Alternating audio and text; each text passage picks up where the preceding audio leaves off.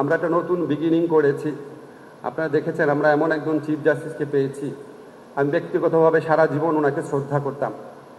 আপনারা প্রত্যেকে জানেন ওনার সাথে আগের চিফ জাস্টিসের পার্থক্য কী, যে উনি শুধু শিক্ষার ক্ষেত্রে না, ইন্টিগ্রিটির ক্ষেত্রে, দক্ষতার ক্ষেত্রে, যোগ্যতার ক্ষেত্রে, ন্যায় বিচারের ক্ষেত্রে ওনার অবস্থানটা কোথায়। আমি এটা কেন বললাম, বিকজ এই চিফ জাস্টিসের নিয়োগের মধ্যে দিয়ে আপনারা আমাদের ইন্টেনশনটা বুঝতে পারবেন, আপনারা এই নতুন সরকারের ইন্টেনশনটা বুঝতে পারবেন যে আমরা মেধাকে মূল্যায়ন করি, সততাকে মূল্যায়ন করি, যোগ্যতাকে মূল্যায়ন করি। এই chief justice doctor Syed Refaat আহমেদের নিয়োগ এটার একটা সিগনেচার স্টেটমেন্ট।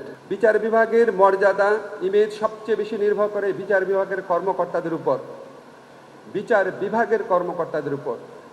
বিচার বিভাগে যদি এমন কোনো বিচারক, প্রধান বিচারপতি থাকেন যিনি একটা ছাত্র সংগঠন থেকে ফুলের শুভেচ্ছা নেন, পুলিশের একজন ধিকৃত কর্মকর্তার থেকে সোনার তরবারি নেন, যদি বিচার বিভাগে এমন কোনো প্রধান বিচারপতি থাকে যিনি আন্দোলনরত ছাত্রদের কাছে উপহাস করেন, যদি এমন কোনো বিচারপতি থাকে যিনি টকশোয়ে বক্তব্যের জন্য স্বরাষ্ট্র মন্ত্রণালয়কে নির্দেশ দেন যে কেন তার বিরুদ্ধে ব্যবস্থা নেওয়া হচ্ছে না, বিচারপতির দায়িত্ব মৌলিক অধিকার রক্ষা করা, আর উনি স্বরাষ্ট্র মন্ত্রণালয়কে নির্দেশ দেন কেন তার মৌলিক অধিকার নষ্ট করা হচ্ছে না, লঙ্ঘন করা হচ্ছে না, গ্রেফতার করা হচ্ছে না।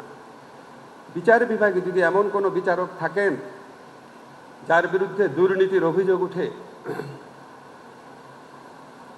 এত খারাপ অভিযোগ, এত জঘন্য অভিযোগ বিচারালয় না, বাংলাদেশের ঘরে ঘরে পৌঁছে যায় যে এই বিচারকে এই ধরনের বদনাম আছে। আমাদের সবচেয়ে বেশি পরিশুদ্ধ, সবচেয়ে বেশি দায়িত্বশীল, সবচেয়ে বেশি অ্যাকাউন্টেবল প্রতিষ্ঠান হওয়া উচিত বিচার বিভাগের। অন্য যে যাই করুক, বিচার বিভাগ ঠিক থাকলে আপনি দেখেন ট্রাম্প তার যে নিয়োজিত উচ্চ আদালতের বিচারক তাদের কাছে কি সব ক্ষেত্রে প্রত্যাশা মতো রায় পেয়েছেন? পান নাই। তার দলের লোককে নিয়োগ দিয়েছেন, পান নাই। যখন আপনি বিচারক হন, আপনার ভূমিকা হচ্ছে ইহকালে সৃষ্টিকর্তা পরকালে যে কাজ করে সেই কাজের কাছাকাছি একটা কিছু, সেটা বিবেচনায় রাখবেন। গাড়ি নগদায়ন একটা বড় ইস্যু। ব্যক্তিগতভাবে আমার মনে হয় গাড়ি আসলে এই যে পর্যায়ে এখন দেওয়া হয় তাদের কাউকেই দেওয়া উচিত হয় নাই। কেন হয় নাই? এটা একটা গরিব দেশ। আমি এই উপদেষ্টার দায়িত্ব নেওয়ার আগ পর্যন্ত আমি রিক্সায় চড়তাম, পাবলিক ট্রান্সপোর্টে চড়তাম, সিএনজিতে চড়তাম, সত্যি চড়তাম। আমার খুব শখ ছিল উপদেষ্টা হওয়ার পরও চড়বো, কিন্তু আমাকে প্রচণ্ড ভয় দেখানো হয়েছে, যেটা অসম্ভব সিকিউরিটির কারণে, অসম্ভব, কোনোভাবেই অ্যালাউ করবে না। একটা গরিব দেশের সবচেয়ে বেশি থাকবে হচ্ছে পাবলিক ট্রান্সপোর্ট। আমরা বিদেশে দেখি, এখানে অনেকেই বিদেশে পড়াশোনা করেছেন, মন্ত্রীরা ট্রেনে করে অফিস করছে।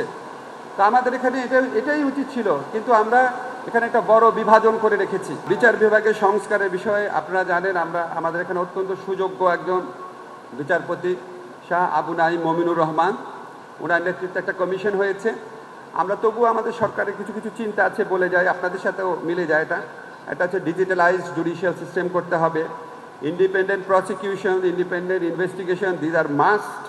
তারপর ফরেনসিক সাপোর্ট বাড়াতে হবে, আমাদের ফরেনসিক ক্যাপাবিলিটি খুবই সীমাবদ্ধতা আছে। তারপর আপনারা যে আলাদা একটা সেক্রেটারিয়েটের কথা বলেছেন, আমি আপনাদেরকে বলতে চাই যে এই সমস্ত কথা আমি উচ্চারণ করলাম, সেগুলি আমি ইউএনডিপির পক্ষ থেকে যখন আমি কনসালটেন্সির কাজ করেছিলাম, আজকের থেকে 16 বছর আগে এক্স্যাক্টলি এগুলি লিখে গিয়েছিলাম। তখন এখানে ফরিদ আহমেদ শিবলি ছিলেন রেজিস্ট্রার জেনারেল, ওনারা জানেন যে আমরা কত সিরিয়াসলি কাজ করেছিলাম। এগুলি অবশ্যই আমাদের চেষ্টা থাকবে। আমাদের সংস্কার কমিশনের প্রধান আছে, ওনার কাছেও আমরা বলবো, আপনারাও বলবেন।